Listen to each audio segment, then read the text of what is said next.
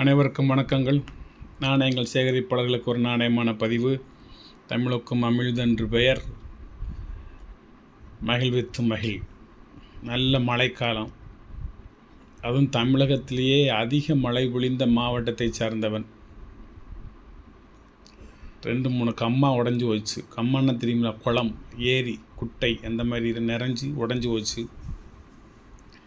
சேதாரம் அதிகம் இல்லாட்டாலும் இவ்வளவு மழையும் ஆகாது. மனுஷன் ரோட்டில் நடக்க முடியல, அந்தளவுக்கு மழை. இடுப்பளவு தண்ணி ரோட்டில் போகுது. எங்கள் ஊர் பக்கத்தில் நிறையா ஆறுகளும் கால்வாய்களும் வாய்க்கால்களும் இருக்கின்ற காரணத்தினால பாதிப்புகள் அதிகம் வராது.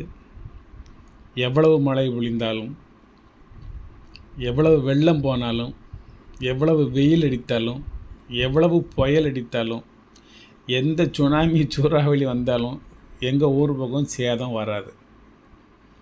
நாங்கள் இயற்கையின் பாதுகாப்பில் இருக்கிறோம். மேற்கு தொடர்ச்சி மலையின் அடிவாரத்தில் இயற்கையின் பாதுகாப்போடு இருக்கிறோம். அதனால் ஒரு சேஃப்டியான லைஃப்பை இறைவன் கொடுத்துருக்குறான், பாதுகாப்பான ஒரு வாழ்க்கையை. யுனெஸ்கோன்னு ஒரு நிறுவனம் உண்டு. அந்த நிறுவனத்தால் பாதுகாக்கப்பட்ட ஒரு மலை பிரதேசம் நாங்கள்.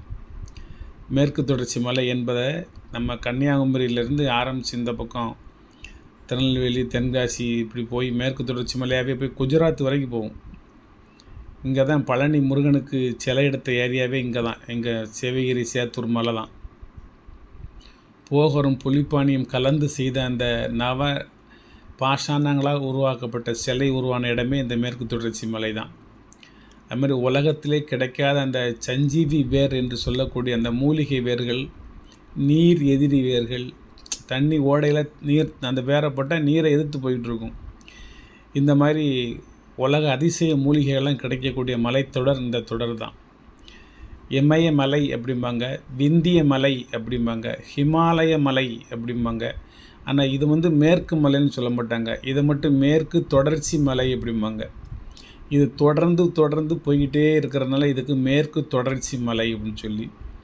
இந்திய துணைக்கண்டத்தில் கிழக்கு தொடர்ச்சி மலையெல்லாம் கிடையாது, தெற்கு தொடர்ச்சி மலையெல்லாம் கிடையாது. வடக்கே இமயமலை டு தெற்கே குமரி வரைக்கும் தான். குமரி என்றால் கடல், கன்னியாகுமரி கடல் தான். தெற்கே மலை கிடையாது. அதுக்கு பிறகு யாழ்ப்பாணம் திருகோணமலை, இலங்கைக்கு தான் போகணும். அந்த உலக வரைபடம், இந்திய வரைபடம், அண்டை நாடுகளை பற்றிலாம் கொஞ்சம் தெரிந்து வைத்து கொள்ள வேண்டும் என்ற ஒரு ஆவா. ஒரு சின்ன ஒரு கலெக்ஷன் போட்டேன். இப்போ 2023 ஹைதராபாத் மீது 10 rupees காயின்ஸ் டுடே அரைவல். அதை ஞாபகப்படுத்தக்கூடிய வகையில் உங்களுக்கு 2021 ஒரு நொய்டா மின்ட்டு 1 மின்ட்டு தான். என்ன யூஎன்சி காயின் இது கையில் எடுத்து காமிக்கவா?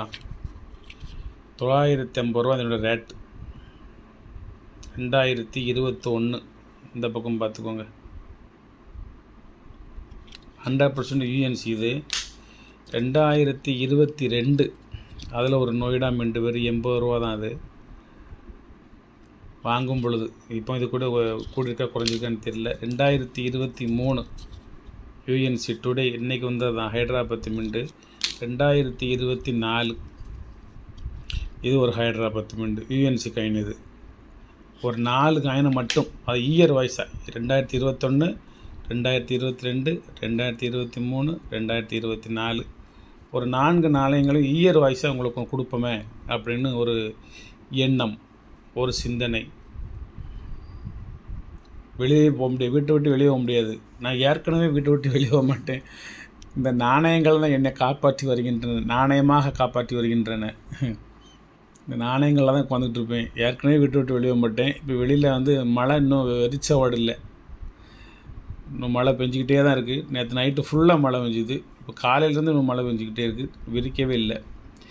எங்களுக்கு எங்கள் ஊருக்குள்ளே மழை பெய்ய வேண்டாம். மேற்கு தொடர்ச்சி மலையில் அங்கே மழை பெஞ்சா அப்போ தண்ணி எல்லாம் இங்கே ஓடி வந்துடும். அங்கே ஒரு சொட்டு கூட நிற்காது, எல்லாம் இங்கே ஓடி வந்துடும்.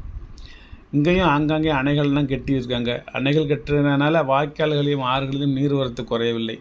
அது எப்பவும் போல் வந்துக்கிட்டே தான் இருக்குது. அதுபோல் ஊர் பக்கம் நிலத்தடி நீர் மட்டம் குறையாமல் இருந்துக்கிட்டே இருக்குது. ஒரு கிணறு தோண்ட வேண்டிய அவசியம் இல்லை.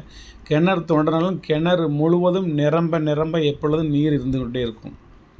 3 போகங்கள் இயற்கையின் ஆசீர்வாதத்தால் விளைகின்ற பூமி எங்களது பூமி.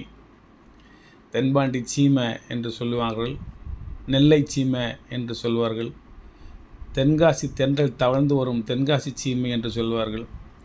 இங்குள்ள மன்னர்கள் தனி ஒரு வகையறாவை சேர்ந்தவங்க. எந்த வகையறா தெரியுமா? மதுரை பாண்டியனின் வகையறா. மன்னன் வீரபாண்டியனுடைய போக்கில் மாற்றங்கள் ஏற்பட்டு அண்ணன் தம்பிக்குள்ளே சண்டை போட்டு சொத்துக்கள்லாம் பிரித்து ஒருத்தருக்கு ஒருத்தர் கொலை பண்ணக்கூடிய சூழ்நிலை வரக்கூடிய சமயம் அங்கேருந்து தப்பி வந்த பாண்டிய மன்னர்கள் தென்காசியை தலைநகராக கொண்டு தென்காசி பாண்டியர்கள் என்று வாழ்ந்து வந்தார்கள். தென்காசியில் ஒரு பெரிய கோயில் கட்டினாங்க. காசி விஸ்வநாதர் கோயிலும் உலகம்மன் அப்படிங்கிற அம்மன் கோயிலும் ரெண்டும் சேர்ந்து ஒரு பெரிய கோபுரத்தில் கட்டினாங்க. அந்த கோபுரம் இடையில் தீப்பிழம்புகளால் இரண்டாக பிளவுபட்டு சரிந்து விட்டது. புதிதாக ஒரு மரியாதைக்குரிய நபர் செவந்தி ஆயத்தன் அவர்களுடைய தலைமையில் நிறைய தமிழக அரசியல் விஐபிக்கள், ஆன்மீக விஐபிக்கள் மற்றும் திரையுலகை சார்ந்தவர்கள் எல்லாருடைய ஆதரவிலையும் ஒரு பெரிய கோபுரம் 9 நிலைகளை கொண்ட ஒரு கோபுரத்தை மீண்டும் ஏற்படுத்தினாங்க. இந்த கோயிலுக்குள்ளே நீங்கள் போகல, அந்த கோபுரத்துக்குள்ளே கோபுரம் கமெண்ட்ஸ் டு கம்ப்ளீட். கோபுரத்தில் ஆரம்பம் முதல் இறுதி வரை உள்ள ஒரு 50 அடி போயிங்கன்னு வைங்களேன், அதில் 25 அடி போயிங்கன்னு வைங்களேன். இந்த 25 அடி உங்களை காற்று பின்னோக்கி தள்ளும். உங்களை சட்டையை பற்றில காற்று உங்களை குபீர்னு பின்னோக்கி தள்ளும். அந்த உள்ளே நுழைந்தவுடன் அந்த கோபுரம் வாசல் முடியும் தருவாயில் நிற்கலாம். உங்களை முன்னும் தள்ளாது பின்னும் தள்ளாது, உங்களை அப்படியே அங்கிட்டு நிலைநிறுத்தி வைக்கும். அதிலிருந்து ஒரு எட்டு அப்படி முன்னால் எடுத்து வச்சு கோயிலுக்கு உள்ளே நீங்கள் போனீங்கன்னா உங்களை உள்நோக்கி தள்ளும். முதல்ல கோபுரத்துக்குள்ள நுழைய விடாமல் வெளிநோக்கி தள்ளும். அதுக்கடுத்து கோபுரம் முடிவாயில் உங்களை எங்கேயும் தள்ளாது. அதுக்கப்புறம் ஒரு எட்டு எடுத்து வச்சிங்கன்னா உங்களை காற்று முன்னோக்கி தள்ளும். அதாவது கோவிலுக்குள்ளே உங்களை தள்ளும். அதுமாதிரி அந்த இடத்துல ஒரு அதிசயம் காற்று சுழற்சி இருக்குது. அது ஆரியங்காவனுடைய கிழக்கு கண்மாய் ஓரம் வழியக்கூடிய அந்த வாய்க்கால் காற்று சுழன்று இங்கே மையம் கொள்கின்றதாக அங்கு போர்டில் எழுதி வச்சுருக்காங்க, ஆதாரப்பூர்வமாக எழுதி வச்சுருக்காங்க, ஆராய்ச்சி பண்ணி. நான் அதை படிச்சுட்டோம். அதுக்கு முந்தி கல்வெட்டில் ஒன்று எழுதியிருக்கும்.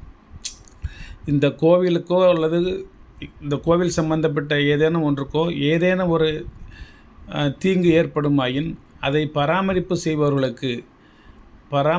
செய்பவர்களின் கால்களில் நான் தெண்டனிட்டு வணங்குவேன், இப்படிக்கு பராக்கிரம பாண்டியன் அப்படின்னு ஒரு கல்வெட்டு இருக்குங்க. இந்த கோவில் கோபுரத்திற்கு ஏதேனும் ஒரு பங்கம் அல்லது தீங்கு ஏற்பட்டால் அதை செப்பமிடுபவர்களுக்கு, அதாவது பராமரிப்பவர்களின் கால்களில் நான் தெண்டனிட்டு வணங்குவேன் அப்படின்னு பராக்கிரம பாண்டியன் எழுதியதாக ஒரு கல்வெட்டு அங்கே இருக்குது. நான் போகிற சமயம் என் நண்பர்களுக்கு போகிற இந்த கல்வெட்டை வாசித்து காமிப்பேன். அதில் ஒரு வெள்ளை பெயிண்ட் அடித்து வைக்கலாம், அதுவும் அடிக்க மாட்டேங்காங்க. நம்ம போய் ஒவ்வொரு எழுத்தாக தேடி படிக்க வேண்டியிருக்குது. அதாவது அந்த கோவில் நிர்வாகம் இருக்குல்ல, இந்து சமய அறநிலையத்துறை இருக்குது, அல்லது தனியார் இருக்காங்க, நிறைய சேவகர்கள் இருக்காங்க. ஒரு 10 ரூபாய்க்கு ஒரு பெயிண்ட் வாங்கிட்டு அந்த கல்வெட்டு எழுத்துக்களில் வாசலில் உள்ள ஒரு அருமையான அந்த வாக்கியங்களை லேசாக பெயிண்ட் வச்சு அந்த எழுத்துக்களுக்கு மேலே எழுதி மக்கள் போகின்றவர்கள் வருகின்றவர்கள் பார்க்கும்படியாக படிக்கும்படியாக அதை செப்பனிட்டு பராமரிக்குமாறு அன்போடும் பணிவோடும் கேட்டுக்கொள்கிறேன். நன்றி, வணக்கம். இதனுடைய விலை சொல்ல மறந்துட்டேன்ல, 3 சேர்ந்து 1100 ரூபா. சிப்பிங் சார்ஜ் 50 ரூபா தனியாக கொடுத்தே ஆகணும், வேறு வழி கிடையாது.